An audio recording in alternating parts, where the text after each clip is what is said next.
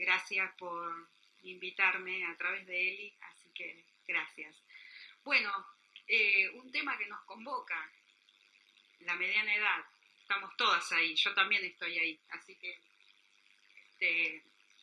espero lo que he preparado, traté de prepararlo pensando como si fuera para mí, ¿no? También en las necesidades que tenemos como mujeres de saber cosas, dónde estamos paradas y hacia dónde vamos físicamente, psíquicamente y espiritualmente.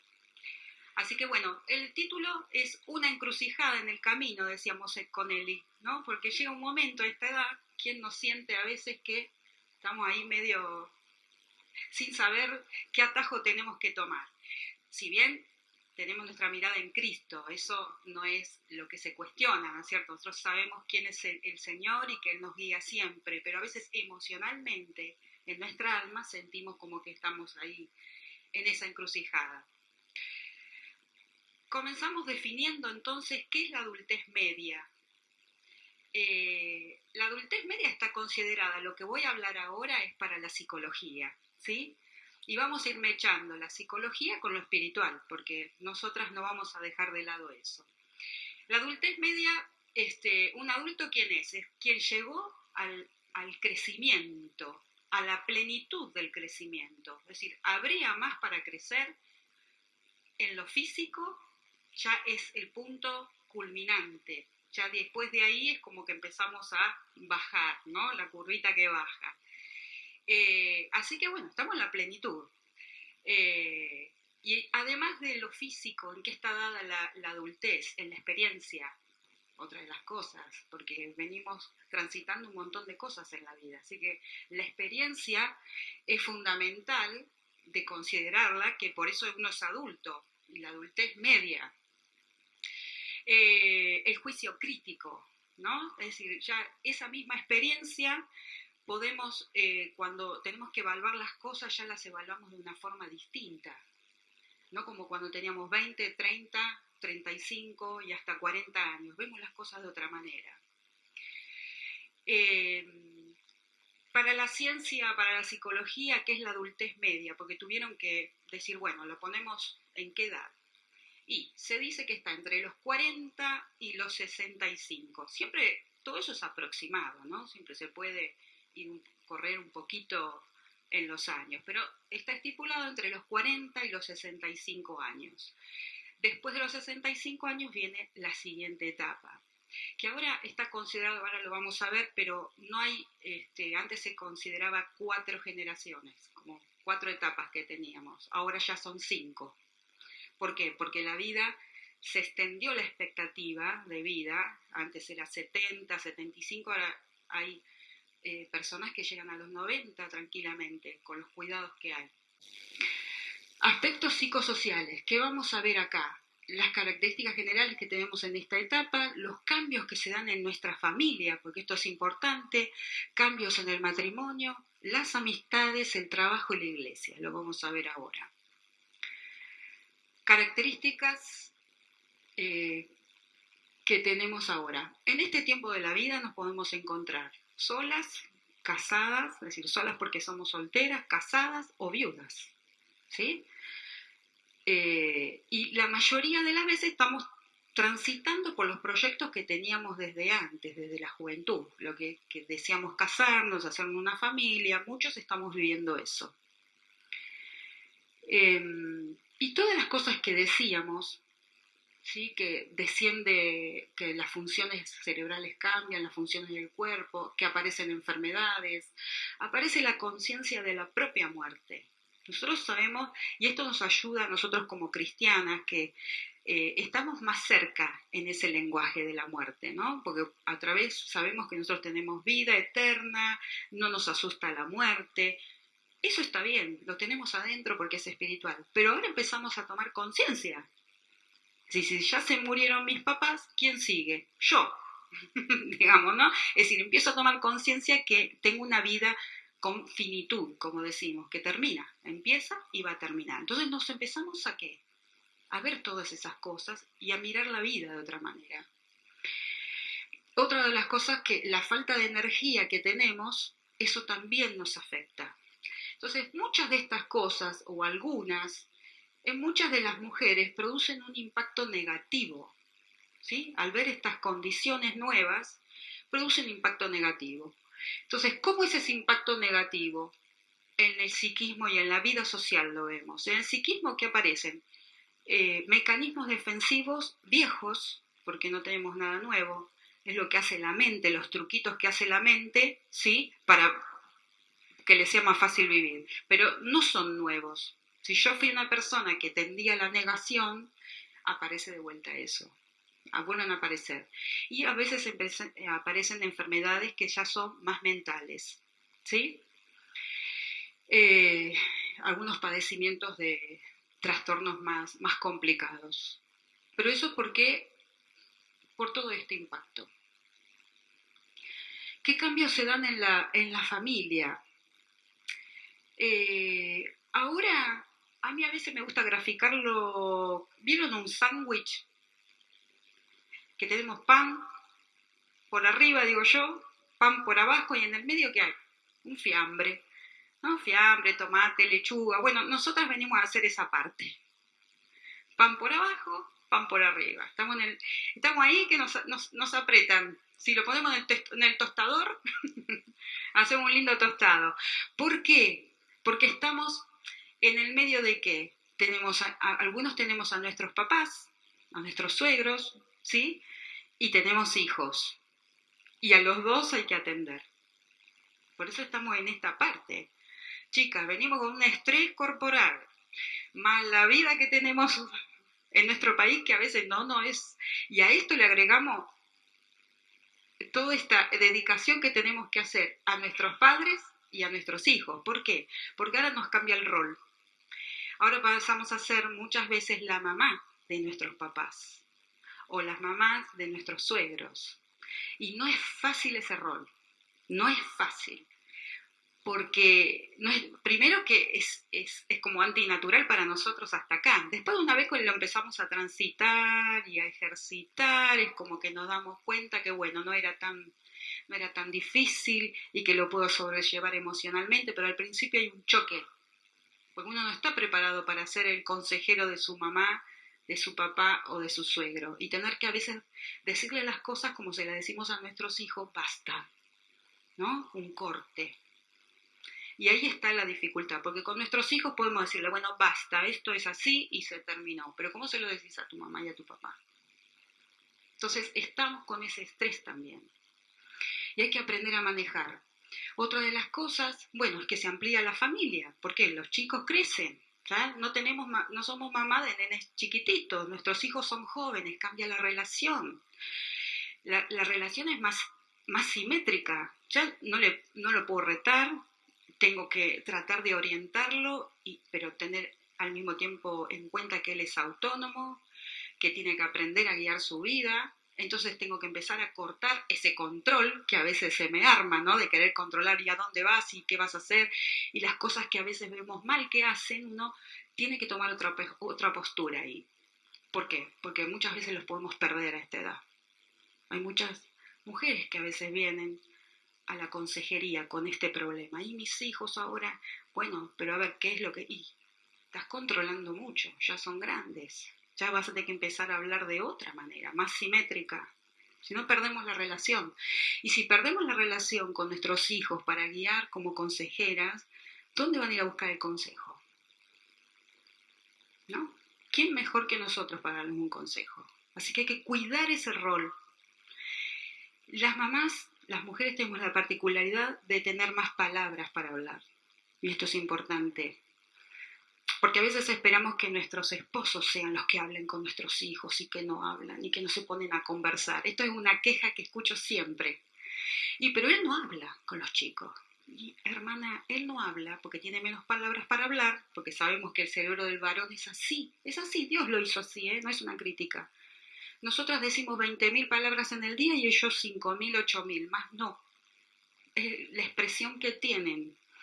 Entonces nosotras tenemos que ver y tener esa astucia buena, digamos, que venga del Señor, de cómo conversar con nuestros hijos, para no perderlos.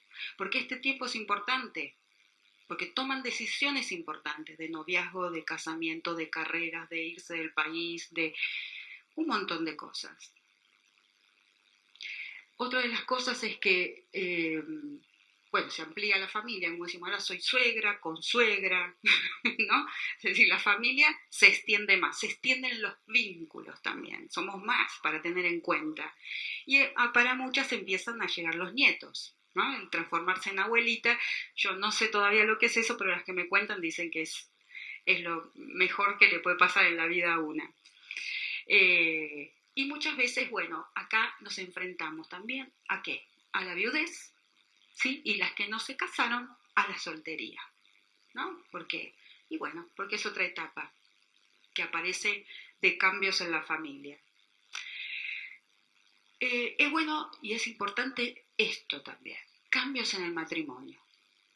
¿Alguien me dice que esto no sucede? Sucede. ¿Por qué?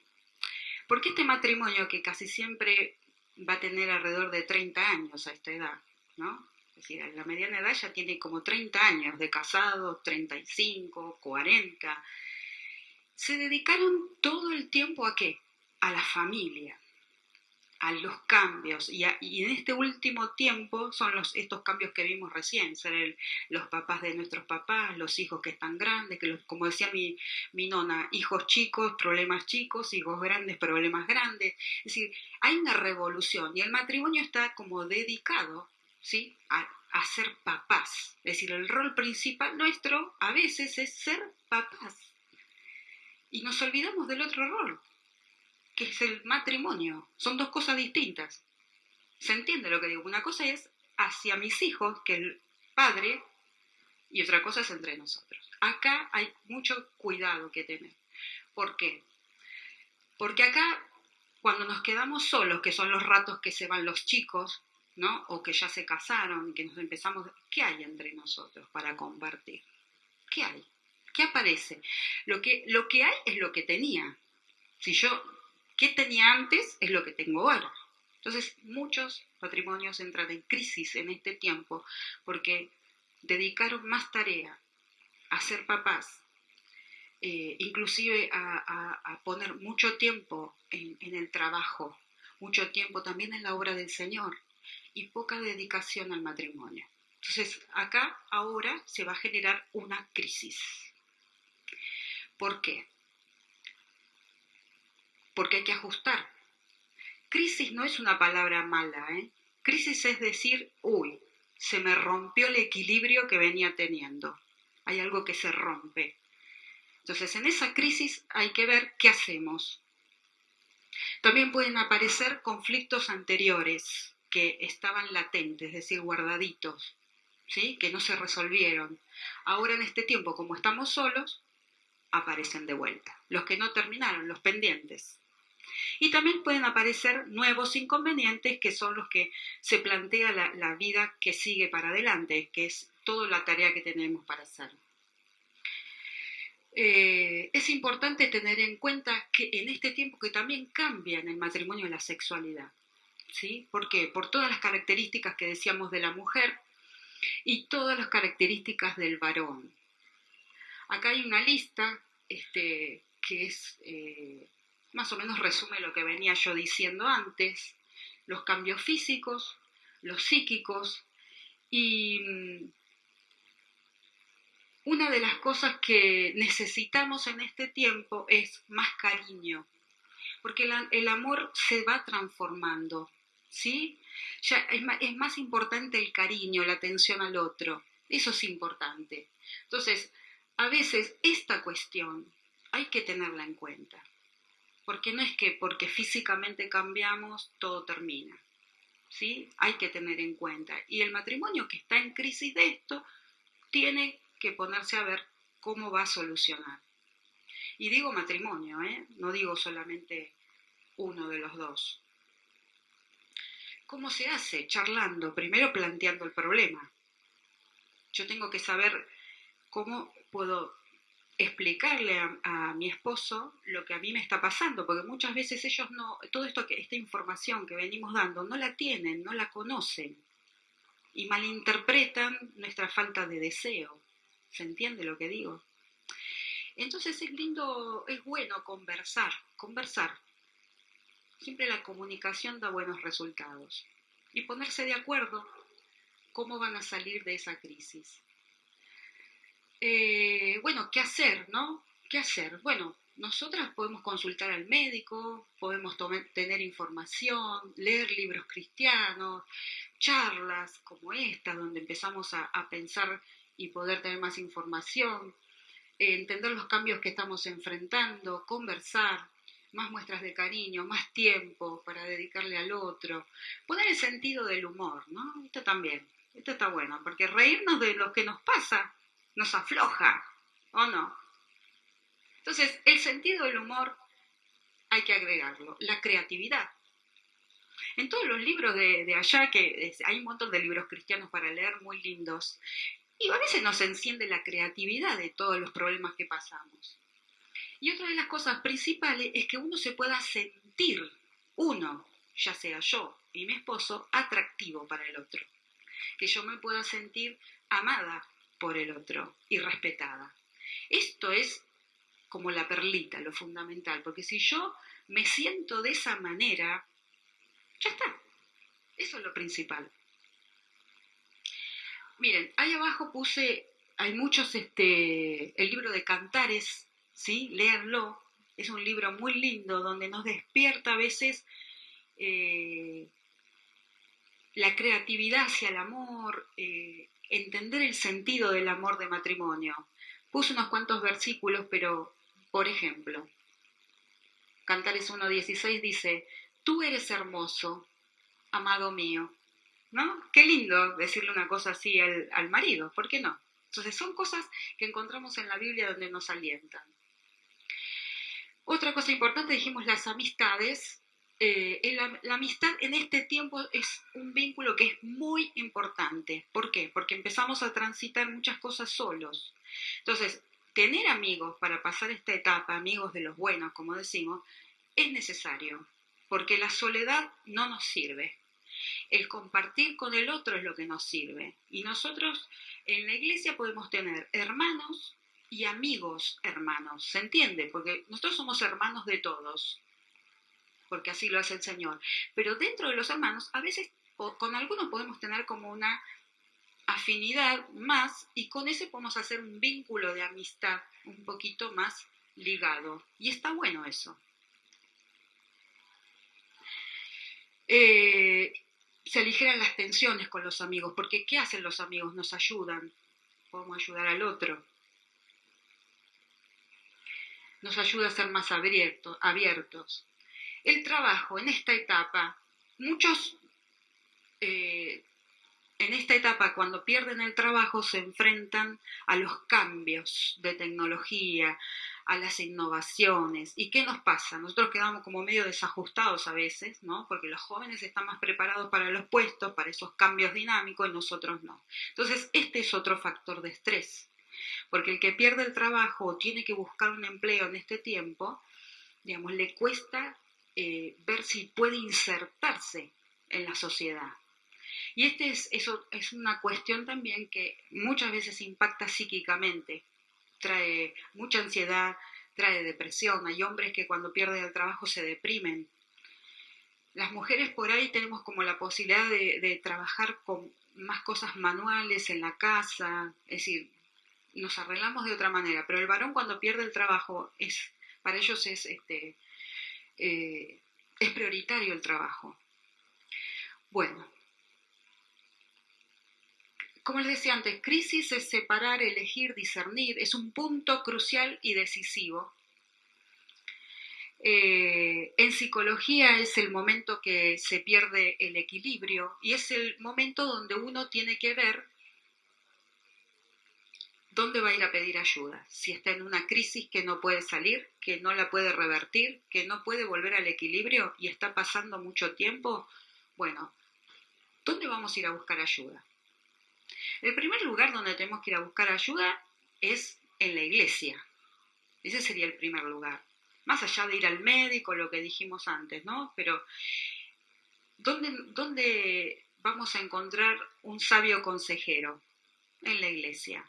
Si no hay, porque a veces puede ser que no haya una persona, bueno, seguiremos buscando dentro de los hermanos que se amplían en otros lugares, ¿quién me puede ayudar? ¿Por qué digo esto? Porque nosotros tenemos que tener en cuenta que nosotros somos de Cristo.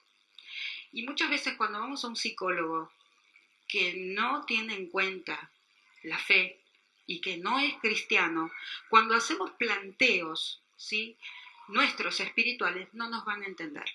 Entonces, cuando vamos a buscar ayuda, esto lo tenemos que tener en cuenta. De no ir a cualquier lado. A veces uno va por la obra social a cualquier psicólogo. No sirve de mucho la parte esa de la ayuda porque lo espiritual no está involucrado. Bueno,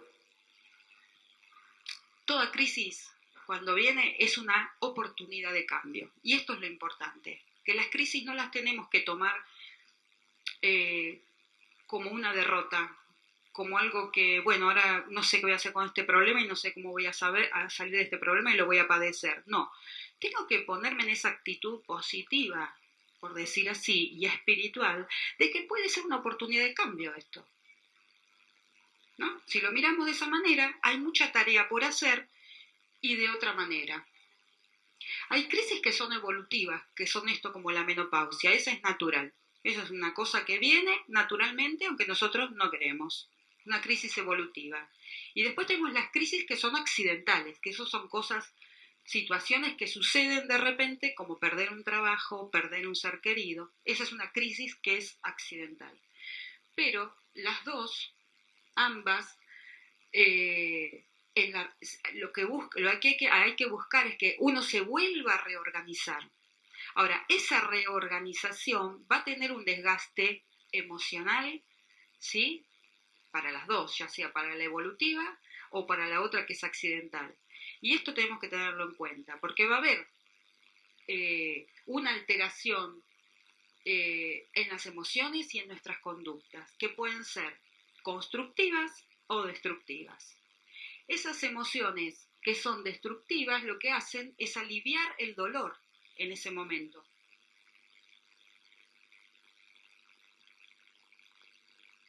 Como por ejemplo, ahí puse abuso de sustancias, pero también puede ser tomar un psicofármaco sin que lo haya recetado un médico, ¿sí? Entonces yo me tomo un Alplax, me siento más relajada, pero eso me puede llevar es un comportamiento destructivo, porque no me sirve, no estoy arreglando el problema. Y otra cosa que aparece a veces es la infidelidad. Con estas crisis matrimoniales no se entienden, qué sé yo, el otro... Esto pasa, pasa dentro de la iglesia, no es que pasa en el mundo. Y resuelven las cosas que terminan ¿dónde? En una infidelidad. ¿Se soluciona el problema? No, lo agrava. Pero también hay otras que son constructivas y que ¿a dónde van a apuntar? Al desarrollo personal, a más desarrollo personal y espiritual. Hay otra cosa que decimos en psicología, que es la capacidad de resiliencia. La capacidad de resiliencia la vamos teniendo desde chiquititos, que es frente a las situaciones externas, ¿qué capacidad yo tengo para enfrentarlas? ¿Sí? Para atravesar por esa situación y que cuando termine esa situación que no está buena, a mí me quede como una experiencia buena en mi vida. Esa es la capacidad de resiliencia. Algunos tienen más capacidad de resiliencia y otros menos. Y esto también en esta edad va a afectar, porque como yo aprendí a resolver los problemas en mi vida desde que era chiquita, ahora yo voy a tener ese mismo modelo y los problemas ahora son más grandes, más complejos por todo lo que estamos viendo. Entonces, según la capacidad que yo tengo para enfrentar, el entrenamiento, por decir así, eso me va a servir de ayuda o no. Bueno, uno de los mecanismos defensivos que le decía yo antes que aparece cuando es negativo el impacto que nos hace todos los cambios es el desplazamiento. ¿El desplazamiento qué sería? Que yo, en vez de arreglar el problema con esa persona, no, lo traslado a otro lado, a otra persona o a otro objeto. Entonces yo estoy nerviosa porque, no sé, estoy frustrada por una situación y que no la puedo resolver, llega mi marido de trabajar y me la agarro con él. ¿No? Eso sería desplazar, porque ¿qué estoy haciendo? No estoy resolviendo el problema, estoy trasladando mi frustración emocional a otra persona o a un objeto. Hay gente que rompe algo. Eso es desplazar. La negación es no, pero es hacer de cuenta que no pasa nada. Se arma un bloqueo mental que vos no ves la situación. Para vos es invisible que tu hijo puede estar probando algunas drogas. Lo digo porque estoy en este tema, como les dijo Eli, acompañando familias en adicción y no ven esto por años. Los ven los de afuera y ellos no lo ven. Eso es negar. La situación se me hace evidente y yo no la veo. ¿Sí? Entonces eso es un mecanismo de defensa, que frente a los problemas yo inconscientemente no los puedo enfrentar, me duelen tanto y lo niego. Pero eso aparece ahora, a los 50. No, ya lo venía teniendo en la vida, nada más que ahora lo tengo más rígido y lo tengo más exacerbado, es decir, se me va a hacer más fuerte en esta etapa de la vida. Por eso, a veces necesitamos, el psiquiatra muchas veces, ¿qué hace? Da una medicación cuando está muy rígido todo eso, ¿no? No lo digo por la negación, sino o por otras cosas. A veces la ansiedad, la depresión se instala fuertemente. La formación reactiva es hacer las cosas al revés, ¿sí? Discutimos, no sé. No, pero está todo bien. No solo es negar, sino que digo lo contrario. Y otra de las cosas que aparece es el aislamiento emocional, aislarse emocionalmente y aislarse de todo lo que de todas las cosas y personas que me producen esa emoción. Está bien, es una defensa, pero no arregla el problema. Todo esto nos puede llevar a la soledad. También el impacto psíquico puede ser enfermedades mentales, cualquier trastorno de todos esos que hay, que los trastornos de ansiedad, lo que más se ve son los síntomas de ataque de pánico, a veces, o síntomas de ansiedad,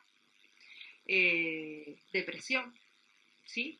La tristeza porque una cosa es la tristeza, y la tristeza profunda, que la podemos tener por una situación, y eso está bien. Pero otra cosa es la depresión. La depresión es una tristeza que se instala por ya más de 6 meses y no la puedo modificar. No varía. Entró en un estado que yo no la puedo variar. Y hasta puedo cambiar un poco el problema, pero me sigue.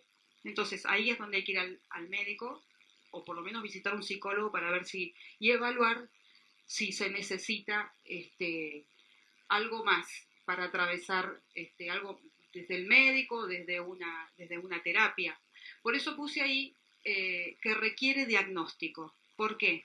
Porque a veces, más en la iglesia, nosotros decimos, bueno, vamos a orar, sí, y es verdad, la oración es lo que nos fortalece, los hermanos van a orar por nosotros, pero hay que tener en cuenta que si la persona ha pasado 6 meses, 7 meses, 8 meses y no sale de ese cuadro, tiene que visitar a un doctor. ¿Sí? Porque si yo me lastimo ahora, me corto, me sale sangre y todos ven lo que me está pasando. Pero acá adentro, ¿cómo vemos? ¿Cómo yo veo si en su lema le está pasando algo adentro, en la mente? ¿No? Eso es lo que hay que evaluar un médico, un profesional. Bueno, como decíamos antes, hay mujeres que en este tiempo se estancan en vez de buscar entenderse y animarse a nuevos desafíos. Hay algo que sucede en esta etapa de la mujer que es natural, la curiosidad, las ganas de cambiar, esto de tratar de innovar algo, de ver qué pasa más allá. Entonces es una etapa linda esta. ¿Por qué? Porque muchas veces esa curiosidad de cambio nos lleva a investigar cosas que nos gustaría hacer, ¿sí? Y nos podemos sorprender de cosas que no pensábamos de nosotras mismas que nos gustaría hacer y en las cuales podemos tener destreza y creatividad para hacerlas. Entonces, naturalmente hay que aprovechar esta etapa de inquietud que aparece y bueno, ¿qué puedo hacer, no? ¿Les pasa? Entonces hay muchas que se vuelcan a, no sé, a buscar hacer una manualidad distinta, el ejercicio físico, algunas retoman alguna carrera, algún estudio que hacían, o se hacen un curso que les interesaba y que nunca pudieron hacer. Otras, más osadas, agarran y empiezan una carrera, ¿por qué no? Una carrera terciaria, una carrera universitaria. ¿Y todo esto para qué es? No es solamente, porque a veces uno escucha, bueno, anda y hace algo para así te distraes, ¿no? En la casa a veces dicen eso, anda a hacer algo así te distraes y te baja la irritabilidad, todas esas sensaciones de enojo que te aparecen. Pero no es solo para eso, para bajar un síntoma. En este tiempo podemos encontrarnos con un montón de cosas que no solo nos van a hacer bien a nosotros, sino que le pueden hacer bien a los demás. Por esto que decíamos que la mujer en este tiempo tiene una inteligencia práctica. Y como dice la Biblia, nosotras ahora en este tiempo estamos para aconsejar, estamos como modelo de otros. Entonces, seguir creciendo en lo personal nos va a hacer bien a nosotras y a los demás. Es un desafío que tenemos que tener. Ahora, todas las alternativas, esto es importante, lo que nos podemos plantear no es cualquier cosa para hacer. Tiene que estar dentro de las posibilidades reales, concretas, positivas. ¿Por qué? Porque si yo encaro otra cosa que no es así, que sea positivo para mí, yo me voy a encontrar con la frustración. Lo voy a abandonar, ¿sí? Y no lo voy a hacer. Y eso va a ser una mala experiencia y no me va a motivar. Entonces, siempre que me tengo que proponer algo, yo siempre digo hoja y lápiz y ver los pros, los contras, anotar qué me conviene, qué no me conviene. Yo quiero hacer un curso, no sé, a mí me pasa que a veces quiero hacer un curso de adicciones en tecnología de no sé qué y lo dan allá, en Lanús. Y está el otro que, claro, entonces yo, ¿qué voy a buscar? Lo práctico. No voy a recorrer medio día para irme hasta Lanús a hacer un curso. Bueno, ahí había una opción que es a distancia. Ok, no era lo que más me gustaba. Pero ¿qué cosas positivas puedo sacar de esto? Esto y esto. ¿Me sirve? Evaluar, chicas. Ser concretas y evaluar. ¿Me sirve o no me sirve? Nosotras somos más prácticas. Si me sirve, para adelante. Si no me sirve, no. Cuando digo me sirve es que sea positivo para mí, para los demás, para mi ambiente. Porque hay mujeres que a veces salen de la mañana a la noche para distraerse. ¿Y qué pasa con el hogar? ¿Qué pasa con el marido? ¿Qué pasa con los hijos? ¿No? Entonces, lo que tenemos que hacer son alternativas que sean concretas, buenas. Bueno, acá ahora sí, agarramos la Biblia, porque en la Biblia encontramos todas las emociones. No hay ninguna que no esté. Y eso es importante, porque en la palabra nos podemos refugiar. Y las que busqué, un poco las define qué son, qué producen. Así que si quieren, quienes tienen Biblia, así no lo busco yo para no salirme del micrófono. En depresión dice, pero Dios que consuela a los deprimidos, nos consoló con la llegada de Tito. 2 Corintios 7:6. Creo que, digamos, el resumen de ese versículo es ese, el que puse. Fíjense ¿Qué lo consoló al que estaba deprimido? La llegada de Tito. Tito era alguien importante para ellos. Es decir, era una visita, ¿no? Era alguien que esperaban. Era alguien por el que se prepararon. Ellos estaban necesitados en ese momento, bueno, por todas las cosas que pasaban, de una ayuda espiritual, de un consuelo espiritual. Entonces, en ese momento de tristeza, de depresión, la llegada de alguien, la visita de un amigo, podríamos decir, la visita de un consejero, la visita de un hermano, qué bien nos haría. Ahí se dan cuenta que la depresión nos mantiene a veces en soledad, porque eso es lo que nos hace la depresión, nos mantiene solitos, porque a nosotros nos parece que solitos, con nuestra tristeza, abrazándola, estamos bien. Nos metemos en una cama, nos tapamos, vemos una película, ¿no? Eso es lo que hace la depresión. Y me tomo un tecito para mí, y agarro el pañuelito y lloro, y me presento el dolor todos los días. Eso es lo que hace la depresión, me aísla de todos. Y viene alguien y ¿de qué hablo? Del problema que tengo y lloro, ¿sí? Ahora, predisponerse a un cambio de la depresión es poder encontrar esta alternativa, que alguien venga, me visite, trae algo nuevo a mi vida y eso me puede hacer bien. Ansiedad y depresión. Proverbios 12:25. La ansiedad en el corazón del hombre ¿qué dice? Lo deprime, mas la buena palabra lo alegra. ¿Cómo es que la ansiedad te deprime? ¿Es verdad? ¿Saben qué? La ansiedad y la depresión es una moneda que tiene dos caras. De un lado dice ansiedad y del otro lado dice depresión. El que está deprimido tiene por ahí, se le conjuga otro momento donde está muy ansioso. Y a veces mucha ansiedad, cuando termina esa ansiedad, me pega la vuelta a la depresión. Pero estoy en ese juego. Ansiedad, depresión, ansiedad, depresión, ansiedad. ¿Se entiende? Entonces, lo dice la Biblia, miren ustedes, ¿no? Dice, la ansiedad en el corazón del hombre lo deprime. ¿Y qué lo alegra? La buena palabra. Porque la palabra del Señor es la que nos puede curar, la que nos puede quitar la ansiedad. ¿Por qué? Porque hay verdades escritas, promesas de Dios, donde Dios dice que nosotros estamos en el hueco de su mano, que Él tiene el control de nuestra vida, que a nosotros no se nos cae un pelo de la cabeza sin que Él lo sepa. Y nosotros podemos entonces refugiarnos en Él cuando se nos levanta la ansiedad. ¿De qué voy a estar ansiosa? De lo por venir, porque la ansiedad, ¿qué hace? Siempre piensa para adelante. La ansiedad es pensar catastróficamente lo que va a venir. Mis pensamientos cuando yo estoy ansiosa van hacia el futuro. Y cuando estoy depresiva, van hacia el pasado. Eso es como lo pueden detectar, ¿sí? Entonces estoy enfocándome muchas veces hacia cosas del pasado y que me duelen, y que me hizo esto, y que no terminé esto, y rápidamente a veces se da vuelta y tengo miedo al futuro, a lo que va a venir, y estoy en ese juego. Entonces, tengo que sanarme con lo que Dios dice, que yo, para arreglar el pasado, ¿qué tengo que hacer? Mirar qué pasó, analizarlo con el Señor. ¿Y qué posibilidades hay yo de arreglarlo? ¿Lo puedo arreglar? ¿Lo puedo enfrentar? Si lo puedo enfrentar, guiada por el Señor, lo voy a hacer.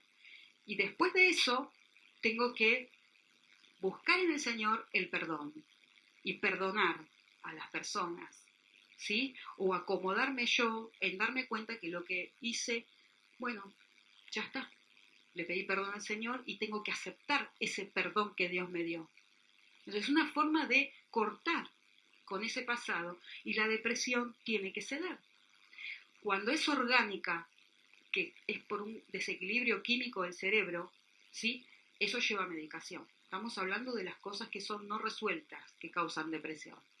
Y la ansiedad, si yo en la Biblia, ¿cuántas cosas voy a encontrar que a mí me sirven, perlitas, que a mí me sirven para manejar la ansiedad? ¿Sí? ¿Qué va a ser de mis hijos? Bueno, a ver, ¿se le escapa algo a Dios de las manos de toda nuestra vida si estamos en Él? Miedo.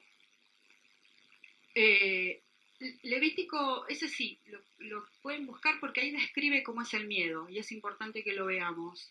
Levítico 26:36 y 1 Samuel 28:5. A ver quién lo tiene para leer.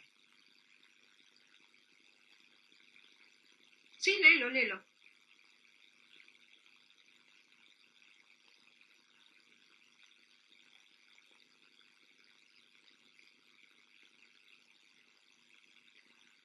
¿Qué le pasó? Tuvo miedo. ¿Cuando vio qué? El campamento de los filisteos. ¿Y qué le pasó en el corazón? Vieron que cuando hoy contábamos una situación de robo, ¿no? Y cómo eso que produjo físicamente, un temblor, un miedo. Es decir, cuando hay una situación que a mí me da miedo, mi cuerpo responde. Lo dice ahí. Y se turbó el corazón. Que se turbe el corazón es que nos pasa un desastre. En ese momento siento que me muero, siento que me voy a desmayar, siento que no puedo, siento que me voy a morir. Saúl, ponele en la batalla, que los filisteos me van a aplastar. Es un instante que vos no sabés de confusión y que no tenés idea dónde vas a ir a parar. Eso es que se turba el corazón. Y esas sensaciones aparecen con las, a veces, situaciones que estamos pasando.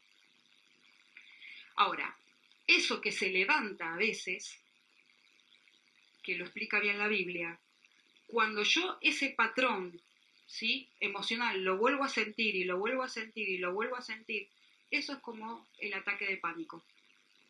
¿Sí? El ataque de pánico lo que hace es eso, es sentir que a cada rato vienen los filisteos hacia mí y los filisteos no están, ¿no? Entonces, una de las cosas, cuando tenemos muchos síntomas de ansiedad, lo que tenemos que ver es que esa realidad que yo estoy viendo, que es mi realidad, la que yo veo psíquicamente yo, si es verdad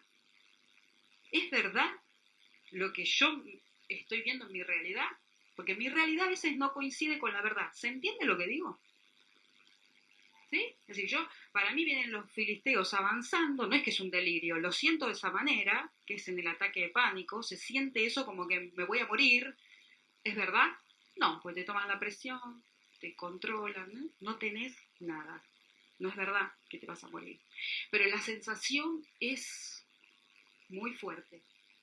Y el otro, 26:36 de Levíticos, ¿quién lo tiene?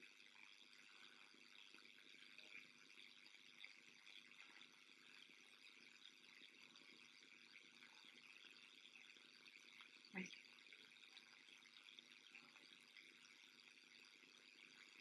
Dice que el sonido de una hoja, Dios, eso lo iba a hacer Dios, ¿no?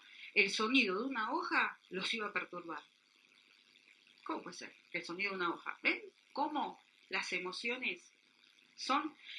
Lo que podemos distinguir entre emoción y sentimiento, la emoción es algo que sube y baja, es un rato. El sentimiento es más largo, se instala, es un sentimiento.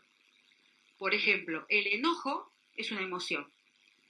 Yo me enojo por algo. Yo, no sé, volqué el vaso de agua sobre todas las hojas, me produce un enojo, porque no tuve el cuidado, no sé. Bueno, esa situación, me calmo, se terminó. Eso es una emoción, empieza y termina. Ahora, el sentimiento de ser airoso todo el tiempo, irritable, enojón, es otro. Porque yo esa forma, ese comportamiento, lo mantengo siempre. Entonces, ahí es donde tiene que trabajar el Señor. En esos sentimientos que se hacen crónicos de las cosas malas. ¿Sí? Las emociones es algo que Dios le pone, son automáticas en nosotros. Mismo Jesús dice, a él le pasó, a Jesús se enoja cuando ve los mercaderes del templo, a él le pasa eso, una emoción humana que las pone Dios. La alegría es otra emoción, el miedo es otra emoción, ¿sí? Pero el sentimiento de alegría es constante, es lo que nosotros le decimos el gozo. ¿Sí?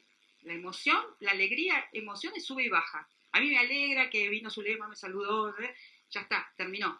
Ahora, el gozo, para nosotras, el gozo es un sentimiento de alegría que nos da Dios. Bueno, dice que la alegría es el ungüento y el perfume alegran el corazón. ¿no? Cómo a veces hay cosas de afuera que nos hacen bien. Y esto es para tener en cuenta, porque en los momentos que estamos tristes, tenemos que ayudarnos con un montón de cosas. Inclusive, con a veces cambiarnos lindas, poner un rico perfume que nos gusta, poner una florcita en la casa. Son cosas que a nosotras nos alegran el corazón. Y cada una tiene que ir buscando en este tiempo de la vida qué le alegra el corazón y ponerlo en práctica. El corazón alegre es medicina. El espíritu quebrantado seca los huesos. Díganme si esto no es razón. ¿Ah? Si no tiene razón. Lo decía David esto, pero cuando nosotros estamos bien, parece que nos sentimos bien. No tenemos contractura, no nos duele el cuello, no nos duele nada. Cuando tenemos un problema, yo particularmente soy así. Mi termómetro emocional es mi cuello. Estoy contracturada, entonces voy a pensar, bueno, Señor, ¿qué me está pasando? ¿Qué es lo que perdí el control? ¿Qué es lo que quiero controlar y no puedo? Es decir, hay algo en mis emociones que no está funcionando cuando me contracturo. Y cuando estoy bien, sí, a veces tengo un tironcito, pero no es la contractura, ¿no? Entonces cada una tiene que buscar ese termómetro. La esperanza que se demora enferma el corazón, pero el deseo cumplido es árbol de vida. Y acá lo puse como ejemplo de las cosas que nosotras podemos hacer. No hablo de la esperanza en el Señor, no es en cuanto a Dios, a la esperanza que tenemos en Dios. Eso sí, obviamente, que es lo principal. Pero acá vamos más a lo práctico de esto de organizar cosas que me hagan bien a mí. Lo que decíamos de hacerme un curso, ir a caminar, visitar amigas, iniciar una carrera. Entonces, el deseo cumplido, es decir, eso que yo proyecto, me va a traer un bienestar. ¿Sí? Entonces, por eso las cosas que queremos emprender tienen que ser reales, que las pueda hacer, no cosas de la fantasía, irrealizables. Porque no voy a poder cumplir el deseo y eso no me va a servir. Paz. Estas cosas os he hablado para que en mí tengáis paz. Esto es medicina. Cuando a mí me encanta leer las letras rojas, como digo yo, de la Biblia. Cuando yo me convertí, a los 19 años, me convertí con las letras rojas. Y Jesús dijo, ¿no? Y leía todas las letras rojas, porque mi Biblia tenía letras rojas de lo que hablaba Jesús. Entonces yo digo, me convertí con las letras rojas, las de su sangre. Y las palabras de Jesús son directas, chicas, ¿o no? No son directas al corazón. Él habla lo que podemos leer. Pablo puede hablar, Pedro puede hablar, todos pueden hablar en la Biblia, porque para mí me hablan, pero cuando me habla Jesús es medicina al alma directa. Mirando hacia adelante, ¿qué tarea práctica podemos tener? De esto se pueden sacar una foto si quieren, pero es para que vayamos a lo práctico y que lo podamos tener en cuenta. Yo hice esta listita y ustedes le pueden agregar, quitar, pero más o menos orientativa para que podamos llevarnos algo, ¿no? Aceptar el cuerpo que declina. Tenemos que aceptar. Hay que hacer un cierre con esto de que el cuerpo está cambiando. Cambia. Tenemos que aceptar. Y nos tenemos que adaptar, ¿sí? Hacer todo lo posible para adaptarnos a estos nuevos cambios. Resignificar los objetivos de la vida. Es decir, ¿qué es resignificar? Bueno, yo venía con objetivos en la vida, ¿no? Por decirlo así. ¿Los voy a poder lograr o ya no? O ya no. Y yo cuando era chica quería estudiar medicina. Y siempre me queda esa cosa. Y estoy hablando, no, porque yo me hubiese gustado seguir medicina. Bueno, resignificar es, ahora, ¿yo puedo seguir medicina? Si lo podés hacer, bueno, plantéatelo. Y si no lo podés hacer, bueno, listo. Que eso pertenezca a otra etapa de tu vida y lo cerrás. Eso es resignificar los objetivos. Un ejemplito, ¿no? Evaluación de proyectos logrados. Que logré. ¿Por qué? Esto es bueno siempre hacer una evaluación. Hay gente que no se anima a hacer evaluación porque piensa que va a encontrar que todo lo hizo mal. Pero hacer una evaluación es sano, es muy bueno. Lo vemos en las cartas. Pablo todo el tiempo hace una evaluación de su obra, de lo que hizo, de lo que quiere alcanzar. Es bueno.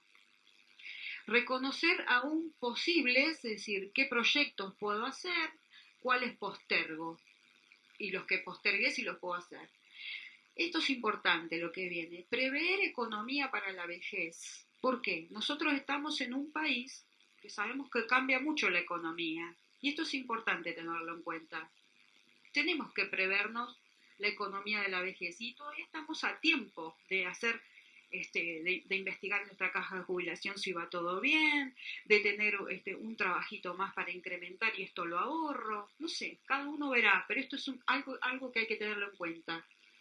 Incrementar la generatividad laboral, es decir, a veces no necesito lo económico, pero puedo trabajar, porque el trabajo me hace bien. ¿En qué puedo hacer? ¿Qué puedo ser laboriosa en qué? Aprender nuevas habilidades, como decíamos antes, sostener la intimidad con el marido, esto es importante, consolidar las relaciones con los hijos y nuevos familiares, despedir a nuestros papás. Esto lo puse. Porque este es un problema que a veces yo lo veo, muchas veces causa mucho cansancio cuidar a los viejitos, ¿no? Y perdemos el objetivo que estamos frente a la despedida de ellos, aprovechar este tiempo, porque después cuando no estén no vamos a poder decirles lo que le queríamos decir. Aprovechar, saber que los vamos despidiendo de a poquito, no para entrar en una tristeza, sino para hacer cosas, lo que tengamos que hacer. Hace poco me pasó este año, las chicas saben, hice un viaje con mis papás.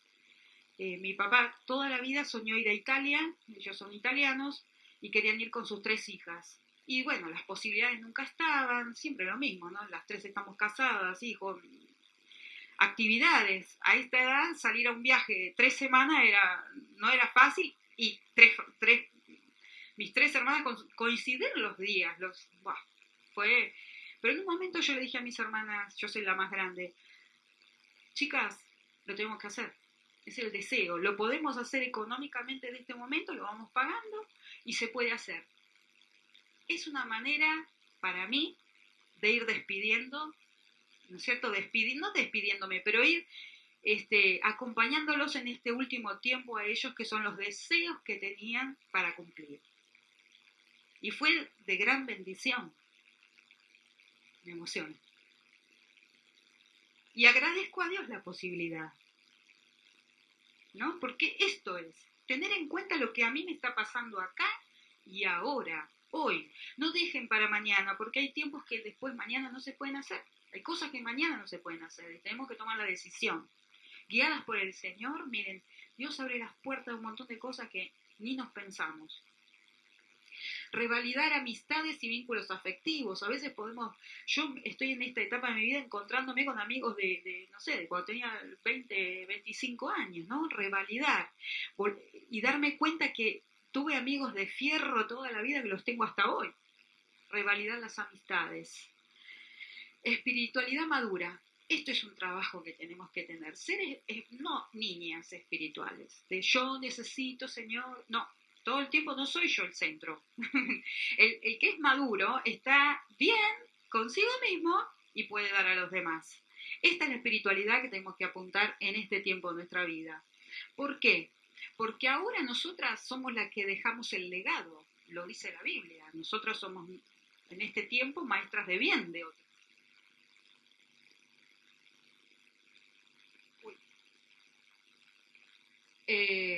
Capacitarnos de herramientas que nos falten para la obra del ministerio, cerrar heridas del pasado, como dije antes, no resueltas, puede haber abusos, violencia, abandonos, duelos, disponernos aún al cambio de fallas de nuestro carácter. Nunca es tarde para cambiar nuestro mal humor, ¿no?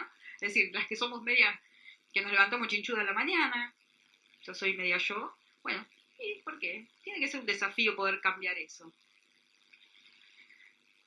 Bueno, Dios nos propone en esta etapa un nuevo lugar. Hay muchas oportunidades para que seamos mujeres de bien en la vida de los demás. Y acá tenemos ejemplos de sobra de mujeres, hermosas mujeres. La vemos a María, que tenemos la cita en Lucas 1:30 y 38, que ella obedece sin condiciones al Señor. Ella era jovencita ahí, ¿no? Pero si ella era jovencita y la obedeció sin condiciones, nosotros que ya somos maduras, ¿qué nos pasa? Tenemos que obedecer sin condiciones al Señor. Si el Señor nos presenta un desafío nuevo, sí, Señor, tenemos que decir. Inspirar confianza a los más jóvenes, como lo hizo la prima, ¿no? Con María cuando queda embarazada. Ella estuvo con ella 3 meses. La viudez, Ana, 7 años casada y 84 años de viuda. Servía de día y de noche, con oraciones y ayunos. Y ella a todos le hablaba del niñito Jesús. Hospedando y sirviendo, la vemos a Marta haciendo esa tarea. Adorando, la vemos a su hermana María, que es quien unge los pies de Jesús. Y la vemos a Dorcas abundando en buenas obras, tantas que era conocida por lo que ella hacía, y que cuando se muere, ¿no? Se muere ella y lo llaman a Pedro porque la querían mucho. Le dicen, Pedro, no podés orar por ella a ver si resucita. Y resucita. Y esa resurrección de ella, la vuelta a la vida, hizo de que muchos crean en el Señor, ¿no? Entonces, qué importante, una mujer que fue reconocida por su obra, todos se ponen a llorar cuando se muere, vuelve a la vida, y encima, con ese milagro, se sigue predicando a Cristo. Yo creo que todo lo que hacemos nosotras impacta a los demás, no hay nada, todo lo que hagamos va a impactar a los demás, y va a dejar algo de Cristo en los demás, y eso es a lo que nos tenemos que animar, porque es el legado que tenemos que dejar. Estamos en el tiempo de dejar un legado a los demás. Bueno, hermanas, esto era lo que tenía en mi corazón compartirles. Yo sé que es largo, pero no quería dejar de poner lo físico y lo mental que sucede, porque es muy importante. Dios espera que tenga yo pureza, ya sea que esté soltera, casada o viuda en esta etapa. Dios las bendiga.